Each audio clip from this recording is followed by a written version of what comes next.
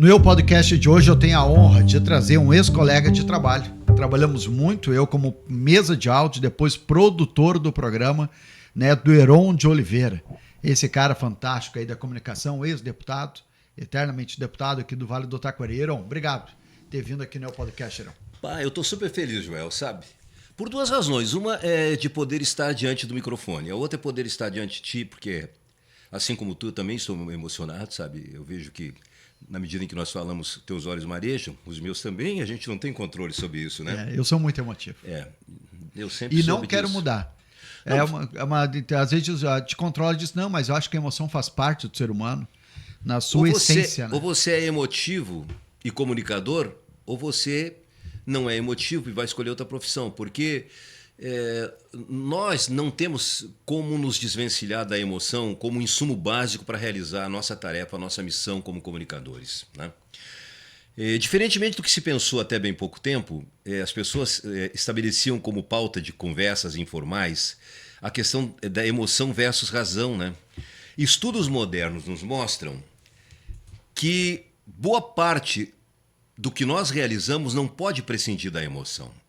A emoção é uma força acessória da razão. Existem estudos científicos profundos, realizados com abelhas, inclusive, né? Não vou entrar nos detalhes, mas de você aprisionar abelhas dentro de um vidro e agitar o vidro, né? E fazer outro grupo de abelhas que ficam num ambiente passivo, onde há alimentação para elas e tudo mais, né? E poder avaliar essas abelhas. Essas abelhas que são agitadas, elas se tornam emocionadas. E a reação dessas abelhas se torna uma reação impossível de ser dimensionada. Nós também somos frequentemente no nosso dia a dia, ainda que de forma invisível, figurativa, colocados dentro de vidas. A vida nos agita e nós nos transformamos. Mas isso que muitas vezes as pessoas julgam como sendo, digamos, um mecanismo que acaba desacreditando as pessoas quando elas agem pela emoção, como disse, um insumo fundamental, porque são duas coisas que andam par e par, não se dissociam e são fundamentais. Nós somos esse misto. Se você não consegue utilizar bem a sua voz, e nós utilizamos as nossas vozes, elas são absolutamente fundamentais, as nossas vozes, mas as nossas vozes estão conectadas com a parte do nosso cérebro que estabelece a nossa capacidade de nos emocionarmos. Então, as nossas inflexões de voz, mais alto, mais baixo, capazes de fazer a hora que nós quisermos as pessoas sorrirem ou as pessoas chorarem, porque nós somos capazes disso, e a gente sabe disso. As pessoas dizem, você é um grande orador, você é um dos melhores que eu conheci. As pessoas não, elas têm assim uma noção, digamos, de grandeza, mas elas não têm as minúcias disso, né? Como é que isso se dá? É um conjunto, mas a voz é a maneira, é um meio de transmissão. É um meio. Agora, tu falando, me fez lembrar de Cortella, um dos maiores palestrantes do Brasil. Também concordo. E aí ele desce, depois de ter dado uma palestra, e uma senhora aborda ele e diz, olha, tu tem o dom da fala e eu tenho inveja disso, porque tu fala muito bem. E ele recebe esse elogio, ele fala depois num podcast. Isso é uma boa provocação que você pode fazer com todos os seus entrevistados. E aí diz, ele gostou muito desse elogio, mas ele disse que ficou chateado. Porque ela levou em conta só o tom de voz que ele colocava para cima ou para baixo, para emocionar ou enfatizar algo. Mas ele diz, cada palavra que eu falei, eu sabia o que estava falando. Por trás da minha palavra tem muito estudo e leitura. Opa, tu concorda com isso? Perfeitamente. Eu sou um leitor insaciável. Até reconheço que talvez, por ter me ocupado atualmente com muitas outras coisas, né, porque eu estou povoando a minha vida de outras coisas, assim, porque, como eu te disse na nossa conversa informal, que poderia ter rendido um outro programa, né? É verdade. Como é que é o nome do colega aqui? Jonas. Ô, Jonas, foi um prazer te conhecer, querido. Você é uma simpatia. E é parte importante, as pessoas não têm noção de quem fica por trás, né? Das câmeras e por trás dos microfones, né? Quando iniciamos esse projeto, diz, Jonas, eu vou entrevistar e usar da minha agenda para aquelas pessoas que eu conheço para trazer o programa. Sim. Mas nada vai ao ar sem o Jonas ou a Bruna, que são quem trabalha aqui conosco. Como você, quando nós começamos a trabalhar, você começou a trabalhar comigo na rádio, todos nós começamos como operadores de áudio, né? Isso aí. E normalmente acontece que lá pelas tantas há um acidente de percurso que você acaba sem imaginar parando na frente do microfone. Comigo foi assim, né? Eu tinha 14 anos quando comecei no rádio e trabalhei na Rádio Rio Pardo, porque sempre foi meu sonho. Eu desde criança desde que eu me entendo por gente, eu morava no local mais remoto, a 58 quilômetros da cidade de Rio Pardo. Não havia água, não havia luz, não haviam estradas, era um ambiente extremamente precário. Tudo que nós nos usávamos para comer, todas as nossas ferramentas de trabalho, ou pelo menos boa parte delas, eram ferramentas e meios de subsistência produzidos pelas nossas mãos, por aquilo que o nosso conhecimento alcançava. E era muito incipiente o nosso conhecimento. E por que moravam lá? Porque eu sou de uma família tradicional do meio rural, né? Minha família, todos nós somos, né? Todos, você também veio de lá. Também. Talvez você não saiba definir em que geração a sua família se transforma em urbana, né? Eu sou a primeira geração urbana, eu sou o primeiro membro da minha família toda, considerando primos, tios, o primeiro que vai para a cidade, fugido de casa, né? Eu fugi de casa, porque na cabeça do meu pai, que foi um ótimo pai, minha mãe, que foi uma ótima mãe, eu deveria permanecer lá com eles para dar sequência, né? Porque era aquilo que eles concebiam que a nossa família era capaz de fazer. Mas eu sempre dizia, né, que um dia eu seria radialista e um dia eu seria deputado. Falava em casa. Na época, meu pai, porque as pessoas na época eram muito ligadas à direita, assim, né? E as pessoas do interior eram elas todas muito vinculadas à direita, até porque elas tinham pouco acesso.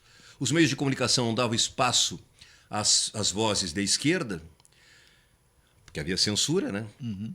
A versão era a versão oficial. E os políticos que chegavam lá no interior eram aqueles que tinham carro, aqueles que tinham os meios de chegar, e poucos tinham carro naquela época. Então quem podia chegar lá, e precisava de um carro bom, porque, como eu disse, não tinha estrada. As estradas eram trilhas. E na época ia para lá, até era nosso vizinho lá, o Nelson Marquesan. E meu pai era um camarada que trabalhava para o Nelson Marquesan nas campanhas, né? E ele era vizinho, era dali da localidade, interior de Rio Pardo. Éramos lindeiros ali. E aí, na época da campanha, ele frequentemente aparecia por lá. E eu admirava aquele homem, sabe? Extremamente bem vestido, com aquele vozeirão e com uma capacidade de fala excepcional, né? Nossa, para nós que não sabíamos falar nada, absolutamente nada, nós éramos fadados pelo ambiente em que nascemos a sermos ouvintes, né?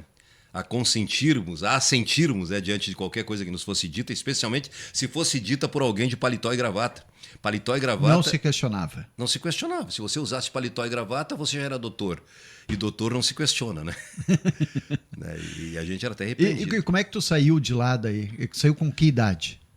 Bom, aí é o seguinte, onde eu nasci não tinha escola também, né? O que meu pai fez? Meu pai, ele comprou um quadro negro, e na minha comunidade havia muitos negros, remanescentes do tempo da escravidão, ainda estavam ali, e muitas crianças, né? Eram numerosas aquelas famílias de negros. E meu pai comprou um quadro negro e contratou uma senhora, que eu até hoje não sei exatamente se ela era professora, mas ela foi quem nos ensinou, foi quem nos alfabetizou.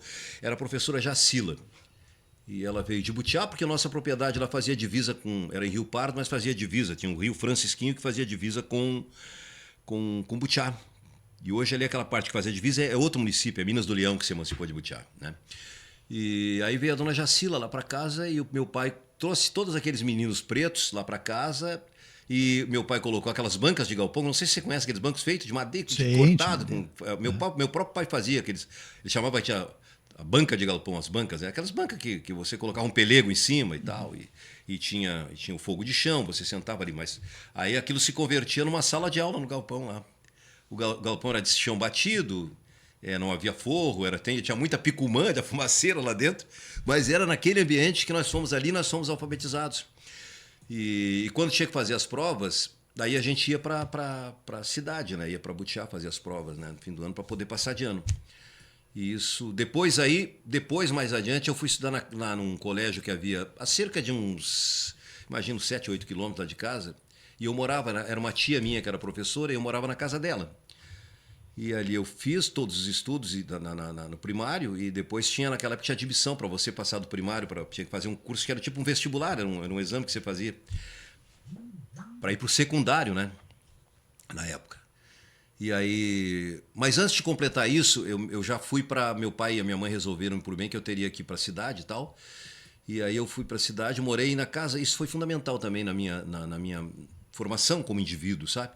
Porque eu morei na casa de aproximadamente umas 15 famílias diferentes. Você imagina isso, você criança, Não era exatamente uma criança quando eu fui para a cidade, eu acho que eu tinha uns 11 anos, né? Mas já estava na transição, né? Da infância para a adolescência.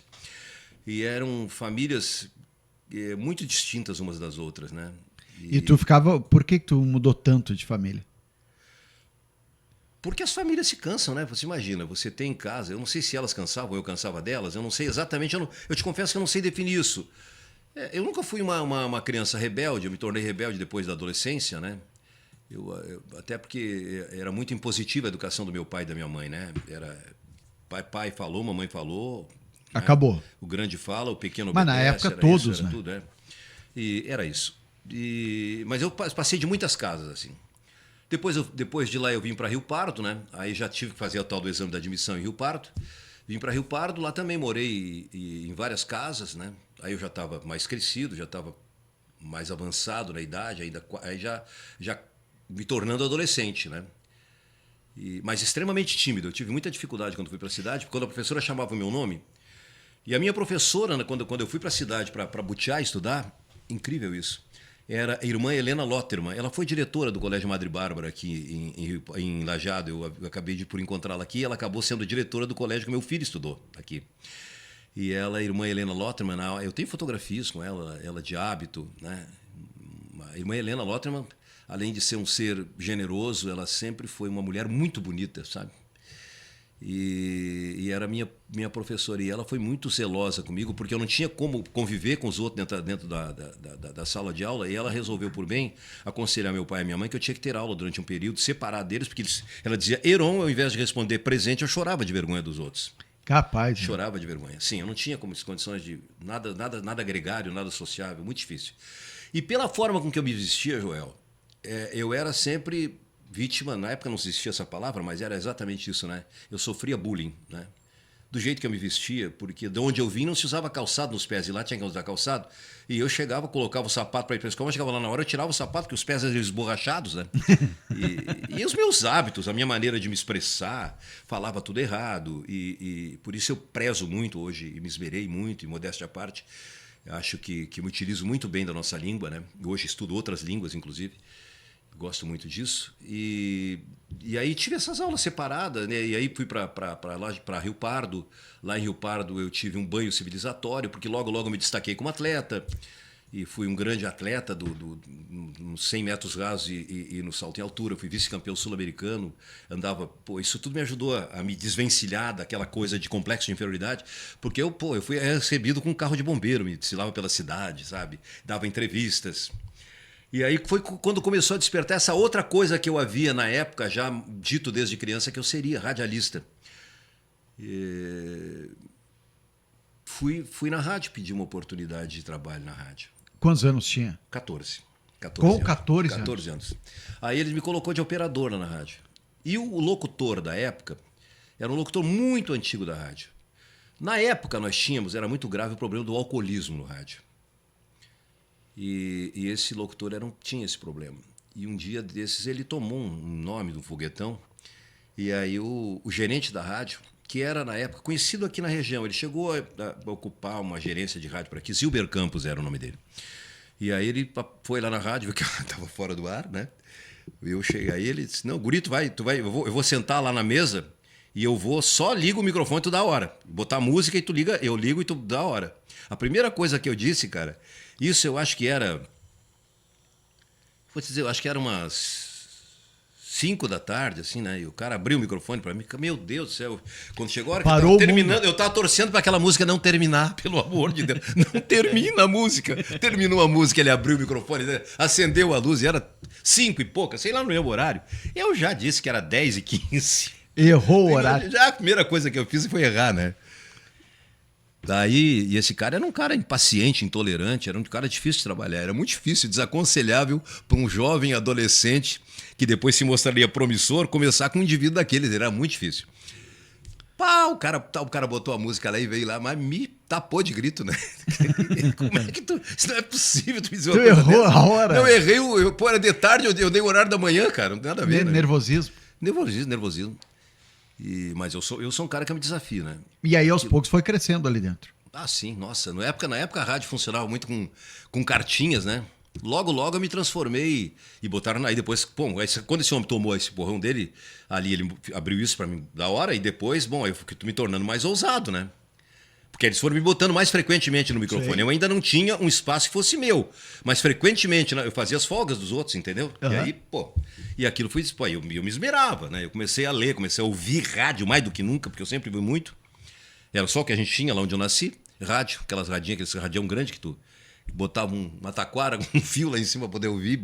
Ouvia muita ondas médias e ondas curtas, né? Ouvia as rádios. Eu era muito fã da Super Rádio Tupi. Tinha um cara chamado Coli Filho, né? E eu gostava muito da Super Rádio Tupi. Era cheio de vinhetas e tal. Pra O gente. Heron Domingues, tu não chegou a ouvir? Heron Domingues, sim, eu vi. Heron Domingues. As pessoas até perguntam se meu pai e minha mãe colocaram meu nome por causa dele, né? Mas não tem nada a ver. É porque, por incrível que pareça, meu nome foi colocado em função de uma homenagem que eles prestaram à minha parteira, porque na época as mães tinham os filhos em casa e a parteira, que meu pai foi buscar 10 quilômetros lá de casa, e Foi buscar de carro. quando chega, não, cavalo. Ele ia com cavalo e com outro a cabresto, assim, na estrada fora, e ela vinha a cavalo para atender.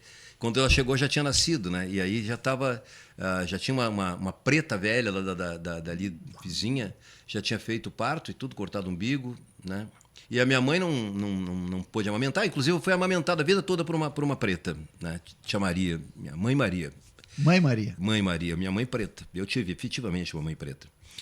E eram pessoas, a minha família eram de pessoas pretas, porque era uma profusão de pretos ali na redondeza, né? Eu convivia, os meus amigos de infância, e com todas aquelas brincadeiras que a gente improvisava, eram pessoas pretas. Eu conheci profundamente a negritude, suas circunstâncias na época, né? Nossa, e hoje que eu tenho, né, já de um tempo para cá, que desenvolvi uma capacidade crítica, né, eu não tinha noção do que era a penúria daquela gente, né? Hoje eu tenho, nossa, é muito difícil, sabe? Muito difícil, muito difícil. A gente tem noção, porque a gente lê muito sobre o período da escravidão, mas o pós-escravidão, que ainda persiste até hoje com suas consequências, nossa, é terrível, né? É limitador, é aviltante do ponto de vista moral desses indivíduos. É uma coisa terrível isso, né? Tem alguns guerreiros que se conseguem superar, mas muitos não, né? E aí há toda uma série de consequências, desdobramentos, enfim. Agora, Heron, depois eu lembro quando tu veio para a Rádio Independente, tu já era o Heron, né, de Oliveira. Sim. Eu já era. Como tu parou na rádio? Foi o seu Lauro que te trouxe, não? Não, eu estava trabalhando na época, quando fui para Porto Alegre, eu fui trabalhar na Rádio Farroupilha, no tempo que a Rádio Farroupilha era dos diários e emissoras associadas. Eu estava de gerente... Era uma rede, né? Era a maior rede.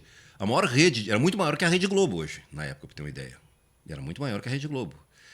Ela tinha uma capilaridade enorme, né? Porque, por exemplo, a Rede Globo não tem jornais em todas as capitais, né? Eles tinham o Diário de Notícias em todas as capitais, né? E uma rede de televisão excepcional, né? Porque eles foram a primeira TV. É bonito de você olhar a história agora me esqueci o nome do fundador dessa rede, rapaz. Mas vale a pena você ler o livro, porque aí você vai entender a história da comunicação e a história da política. Muito do que está permeando a política atual você vai entender ali. Agora esqueci o nome, lamentavelmente. Não sei, esses lapsos ainda talvez já sejam consequência de um camarada que alcança os 70 anos, né? Então, por mais que você trabalhe para tentar bloquear isso, essas coisas acabam te acometendo. É lamentável não lembrar o nome dele, mas é um nome que me ocorre pouco falar a respeito dele, muito embora seja, apesar de ser um indivíduo de conduta tortuosa à época, ele foi fundamental para as comunicações, eu diria decisivo para as comunicações no Brasil. Ele foi precursor. E ele fez outras coisas, fez incursões por outras áreas, ele foi fundador do museu, do principal museu à época, né, no Rio de Janeiro. Um homem que atravessou o Brasil montado no lombo de um burro, né, e na época, para entrevistar o Brizola, ele veio de lá do Rio de Janeiro. Até, cara, esse cara é maluco. Ele veio, na verdade, de burro, montado num burro. Ele veio de Florianópolis. Ele saiu ali por São Joaquim, por dentro ali. Foi a Porto Alegre entrevistar o Brizola. Capaz. Sim. E aí tu parou na Farroupilha na época? Eu fui na Farroupilha. Porque eu trabalhava já. Eu estava no movimento estudantil em Porto Alegre. Eu fui presidente de União Municipal de Estudantes. Na época era um meio de formação política, né? Havia os grêmios estudantis, as uniões municipais. Eu fui presidente da União Rio Paranaense de Estudantes, presidente de 2 grêmios estudantis. E depois eu acabei indo para a UGES. Esse grupo nós mantemos até hoje ativo, nós temos um grupo de WhatsApp, então é bonito, porque está todo mundo velhinho, a gente se encontra, volta e meia, um deles chega depois de muito tempo, a gente não reconhece, depois a gente se emociona, porque afinal aquela pessoa foi muito próxima da gente. E aí, dali da rádio, eu vim da Movimento Estudantil, eu migrei para inaugurar uma rádio, botar no ar uma rádio, chama Rádio Sobral de Butiá. Rádio Sobral de Butiá. Eu botei no ar essa rádio. E ali eu fiquei, acho que por uns 3 anos, como gerente. Montei equipe. Tenho muito orgulho disso. Sou muito amado naquela cidade, para aquelas pessoas, para os colegas de rádio, né, que hoje muitos deles estão espalhados pelo Brasil. O nome mais palpitante é o do Felipe Vieira, com quem eu mantenho uma relação de muita proximidade.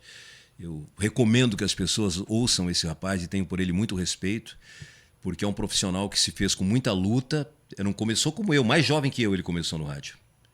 E foi a minha cria mais promissora. Eu tive algumas crias no rádio, mas ele foi o mais promissor, porque hoje ocupa uma posição de alto relevo, né, na comunicação brasileira. Trabalha na Band News, né? E até hoje, um dia desse ele escreveu um texto aí, me impressionando como ele sempre faz. Todas as entrevistas, em todo lugar, ele fala em mim sempre. Acho bacana isso. O reconhecimento. Nossa, é muito bonito, né? Reconhecimento, gratidão. Eu acho que gratidão, eu acho para mim a palavra mais bonita da língua portuguesa, né? Gratidão. Acho linda essa palavra, né? Mas é tanta coisa, né, que a gente acaba não concatenando uma linha de raciocínio com outra, porque o espaço é curto e a gente tem que tentar dar conta de tudo. Então, na verdade, eu acabo transitando de um assunto para outro, né? Mas tudo isso, dali da rádio Sobral, abri um concurso para trabalhar fazer eu apresentar o jornal da Rádio Farroupilha. E aquele jornal da Rádio Farroupilha era o antigo Repórter Esso, na época chamava-se Repórter Steel. E o Repórter Esso era apresentado pelo Heron Domingues, né? Foi o primeiro apresentador do Repórter Esso, né? E a gente abria com a mesma... Aqui fala o Repórter Steel, tal, mais ou menos nessa linha, assim. Como na época ele apresentava. Aqui fala o Repórter Esso. Né? Era forte. Assim, era forte, com aquela voz grave, né? E aí eu tinham 36 inscritos na parte final, porque foi feita toda uma seleção, acabou enxugando para 36, e dos 36 eu acabei sendo escolhido, e eu apresentava a partir das 6 horas da manhã todas as edições do jornal. Apresentava primeiro um jornal junto com outro grande da comunicação, também agora faltou um nome, mas era de Pelotas, e um nome conhecido, ele apresentou também jornalismo na televisão. E aí eu vim para a Rádio Farroupilha, dali porque o salário era pequeno, a gente era muito jovem e tal, mas eu precisava entrar em Porto Alegre, eu sabia que tinha potencial para vencer no rádio em Porto Alegre. Aí eu comecei a trabalhar na TV, no SBT, apresentava um programa chamado Sessão Premiada, era no intervalo do filme, consistia nisso, você ligava para uma casa, as pessoas ligavam, os ouvintes diziam que ouviam aquele programa, aquele espaço de filmes, e ficavam na expectativa de que lá no intervalo alguém ligasse para... Né, a emissora ligasse para a casa dele. Se eles estivessem ouvindo e dissesse uma determinada senha, ganhava um televisor. E era isso que consistia. E ganhar uma televisão era muito baita de um prêmio, né? Era tudo, né? Porque... Aí eu arrumei mais um trabalho na Rádio Capital FM. Né? Bom, aí eu fui. Aí consegui ter, digamos, a minha subsistência garantida. E aí já comecei a ser alvo das atenções das outras emissoras. Aí quando tu começa a ser disputado pelas outras emissoras, normalmente quando você troca uma pela outra, você vai dobrando o salário, né? Eu cheguei a ganhar apartamento de graça, carro 0 quilômetro de graça, ganhei muito dinheiro. Mas também gastei muito, né? Aliás, não gastei, investi em mim, porque eu sempre fui curioso e gosto das coisas novas, né? E até hoje sou assim. Eu não me entra na cabeça, Joel, que 70 anos seja definidor, que o indivíduo precisa ser um indivíduo aplastado, cheio de dores, ressentido com a vida, amargurado, né? Eu me considero, olha, eu me sinto da mesma forma que eu me sentia quando eu fui para a cidade. Me acho ainda um menino tímido que precisa ter lições de desinibição, precisa ser adaptado para conviver com a modernidade, porque isso me desafia, eu tenho que entender o mundo onde eu estou. Eu sou movido à curiosidade, né?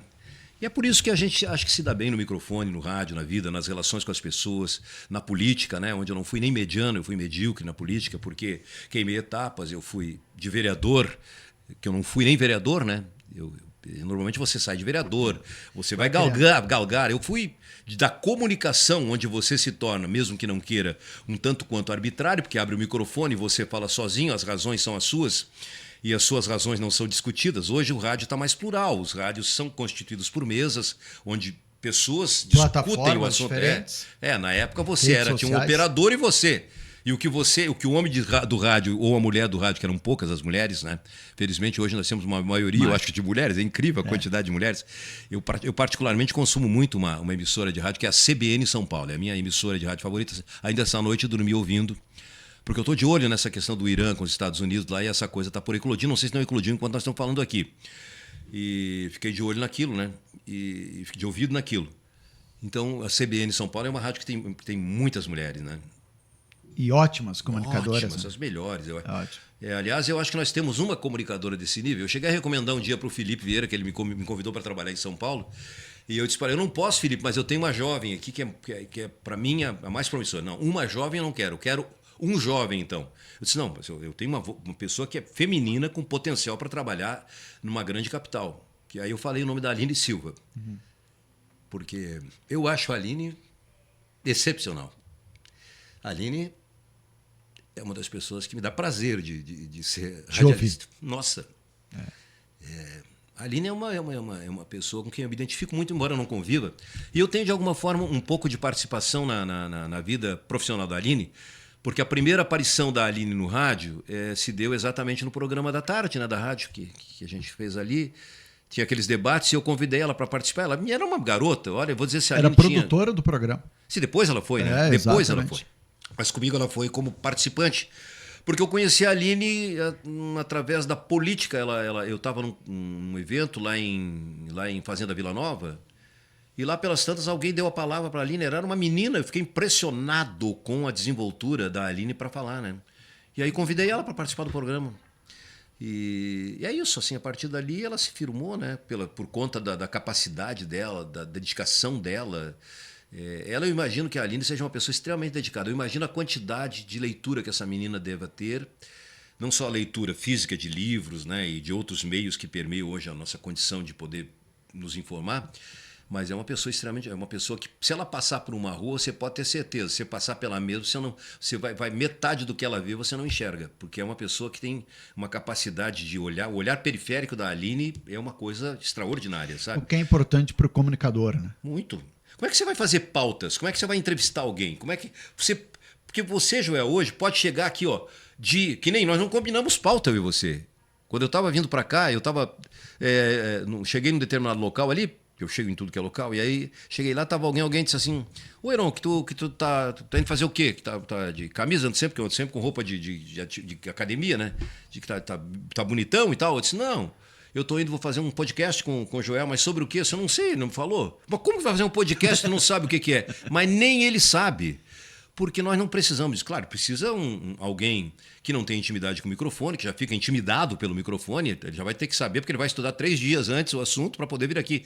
Mesmo que ele seja um médico qualificado na relação com seus pacientes, um advogado brilhante, mas quando vem para o rádio as pessoas, na verdade, estudo chegou aqui, não é nada daquilo, eles acabam dizendo outra coisa, porque o assunto, quem vai conduzir o programa é você e vai levar ele para o lado que ele quiser. E ele, toda a capacidade aflora, né? Mas as pessoas ficam assustadas.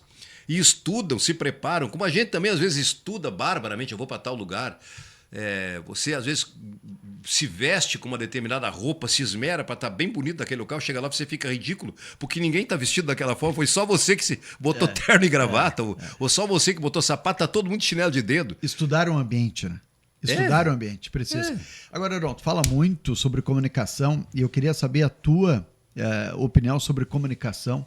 Porque a comunicação mudou com o passar do tempo. Sim. Né?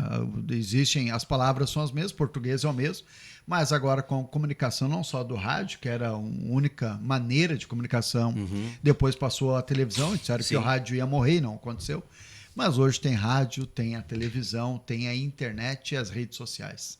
Então a nossa comunicação, do que nós recebemos, é muito grande. Mas isso tem nos beneficiado na comunicação ou não? E pergunto por quê? Porque vejo entrevistas, já entrevistei aqui pessoas que estão preocupadas com a comunicação dos jovens, em que tu, ao chegar em determinado ambiente, numa loja, por exemplo, se tu encomendar, tu vai lá, tu paga pelo Pix, tu recebe e vai embora. Sem precisar da comunicação falada e expressada como é do tempo do rádio, né, tradicional. Acho que isso vai impactar na geração futura, não? Se vai passar como? Assim? Vai impactar, porque nós temos impactar? Impactar. Porque nós estamos, parece, falando menos, escrevendo menos. A qualidade da escrita, a qualidade da fala tem diminuído, né?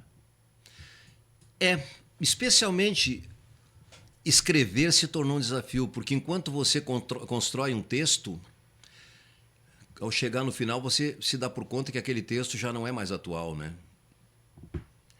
E para escrever, eu, por exemplo, eu escrevo bem, viu? Mas eu tenho muita dificuldade em escrever porque eu sou muito exigente comigo. Normalmente, quase tudo que eu escrevo, eu rasgo.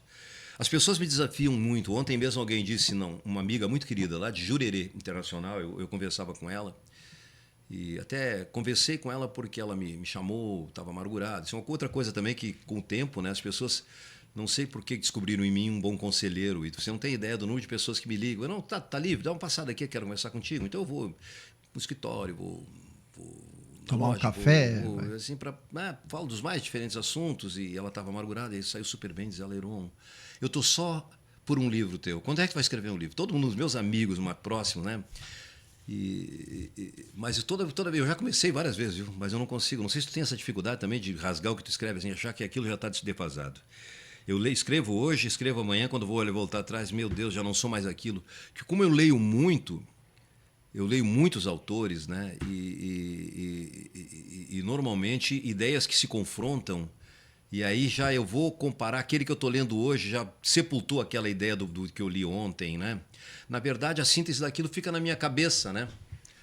Mas as coisas evoluem com uma rapidez, né? E eu acho que a comunicação também evolui. Mas eu acho que sim, tudo que acontece na modernidade impacta o futuro, não é? Não apenas a comunicação. Claro que a comunicação é basilar para qualquer outra coisa. Nós somos produto da comunicação, de como nós nos comunicamos, né? Eu não estou falando só da comunicação, essa que nós expressamos através da palavra, né? A forma com que você se veste, até a forma com que você caminha, a forma com que você me olha, tudo isso são expressões de comunicação, né? E nós estamos aprimorando isso todos os dias e às vezes tendo dificuldades, porque, como eu disse, as informações são... Meu filho diz, pai, meu Deus, pai, eu fico louco, é muita informação. O meu filho é padeiro, ele tem uma padaria lá em Garopaba, e o meu filho trabalha ouvindo podcasts, né? Porque ele quando botou a padaria, ele tinha essa dificuldade. Pai, eu tô com... Porque meu filho lê muito, ele lê bem mais que eu, minha nora também. E até o meu netinho, que tem 1 ano e 3 meses, quando eu vou para lá, porque a gente dá muito livro para ele passa pegando o livro, botando no meu colo, pula no meu colo para me mostrar os patinhos, o que é isso, né, para ele. Então eu estou muito orgulhoso, porque eu, quando nasci, eu tinha só um livro que chamava Olavo e Hélida, que era o livro que me alfabetizou. E o meu filho, quando começou a trabalhar na padaria, ele tinha dificuldade, porque ele começou a se dissociar da possibilidade, porque padaria é um negócio que consome o tempo do indivíduo. Acorda muito cedo. Acorda 4:30 da manhã, tem que estar de pé, né? E aí é um trabalho muito manual. Aí eu disse, filho, tem podcasts maravilhosos. Depois, hoje ele que me dá dicas de coisas maravilhosas que eu escuto, né? Mas ele trabalha com o tempo todo, assim, meu filho é extremamente bem informado. Ele não tem a fluidez da palavra que eu tenho, porque ele não treina isso, sabe? Eu, como te disse, eu treinei isso desde cedo. Isso, acho que a partir dos meus 14 anos, quando eu começo no rádio, que eu comecei a dar um caráter prático ao meu sonho, né? De ser radialista. O improviso. Eu alimentei isso, né? Eu alimentei isso. Eu tenho uma facilidade de falar, rapaz, é impressionante. E eu não acho que isso que seja inerente ao Heron. Tu sabe que às vezes eu fico pensando uma coisa, Joel? Os seus ouvintes vão achar agora, vão dar uma gargalhada lá. Porque às vezes eu acho, cara, que eu incorporo alguma entidade. Porque não pode ser eu que digo determinadas coisas que eu digo sobre determinados assuntos, sabe? Quando provocado, eu tenho uma capacidade, não eu, porque não pode ser meu isso, sabe? Apesar de tudo que eu leio, de todas as minhas convivências com grupos sociais distintos, você me vê daqui a pouco sentado aí à margem de uma lixeira conversando com um cara que está ali captando lixo para reciclar, né? Eu quero conhecer as razões daquilo. São as grandes entrevistas que eu faço. Daqui a pouco eu estou conversando com um médico, com um cientista, daqui a pouco falando com um empresário. Eu falo com todas as pessoas, né? Isso tudo é absolutamente enriquecedor. Isso é, cara, o pomar da vida da gente, onde todos os dias você passa para provar dos frutos deliciosos que a vida te oferece, sabe? Tá tudo ali no pomar da tua existência. As árvores são os seres humanos, né? E cada uma produz um fruto de um tipo, né? E você precisa ter um paladar gostoso, um paladar desenvolvido para poder perceber, até na fruta mais amarga, chupar um limão e achar que é doce, parceiro, sabe? Fazer a limonada com a saliva. E é isso, velho. Agora, se você reclamar que limão é ácido, limão é azedo, você não vai experimentar toda a dimensão. Encarar bem a vida. Encarar bem. Com otimismo, com alegria, com entusiasmo, amar a vida, agradecer por tudo. Você sabe que eu levanto todo dia, cara. Minha falecida esposa dizia, nossa, porque a minha mulher levantava, ela era silente, assim, sabe?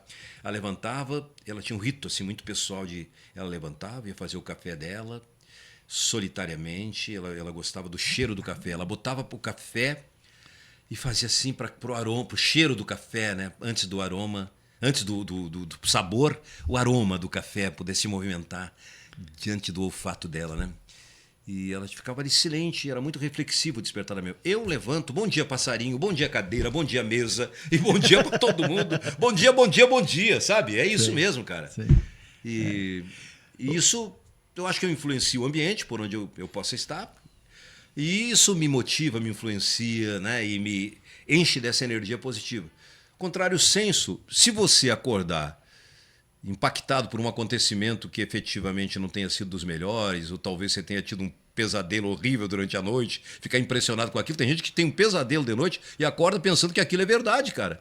E não sai de casa, não, porque aquilo foi uma premonição, eu não vou sair de casa, né?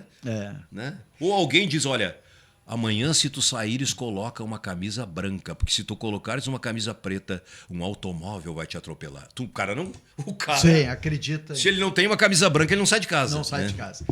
Heron, eu gostaria de saber de ti também se tem a possibilidade do Heron de Oliveira, já aposentado, né? Morando em Lajeado, voltar para a comunicação. Existe a possibilidade, não? Voltar para o rádio? Tem algum projeto novo? Isso é outra coisa assim, que também me dá todo dia, né? Muito orgulho, porque apesar dos meus 70 anos, eu sinto que a vida palpita, sabe? Porque tu não imagina a quantidade de convites que eu tenho, não só das emissoras daqui que me convidam, todas já me convidaram, mas também emissoras de fora, até de outros estados me convidam. Tem lugar que eu nem imagino que eu pudesse existir, porque hoje, se você trabalha aqui, por exemplo, nesse tipo de comunicação que você está fazendo aqui, o Brasil, o mundo te conhece, né? Na época você era limitado. A rádio independente, né? Até onde a antena levava. A Rádio Farroupilha, a Rádio Gaúcha tinha o seu alcance. Hoje é ilimitado, qualquer rádio de qualquer lugar alcança o mundo, né? Você se comunica com o mundo. Às vezes eu brinco que nós estamos sendo ouvidos no planeta ou talvez até fora dele.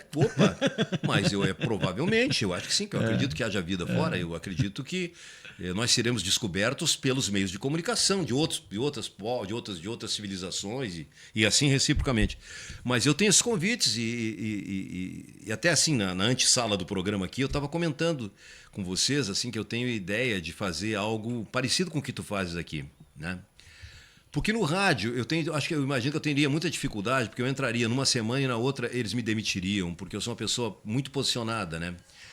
E você tem dificuldade, né, de conviver, especialmente nessa quadra que o mundo vive, onde o mundo está polarizado, né? As pessoas se odeiam, as pessoas, se você pensa diferente de mim, eu simplesmente me nego de conversar com você. Acho que não deveria ser assim. Eu acho que você deveria agradecer, porque nós acabamos nos conformando com a ideia de achar que todo mundo pensava igual, né?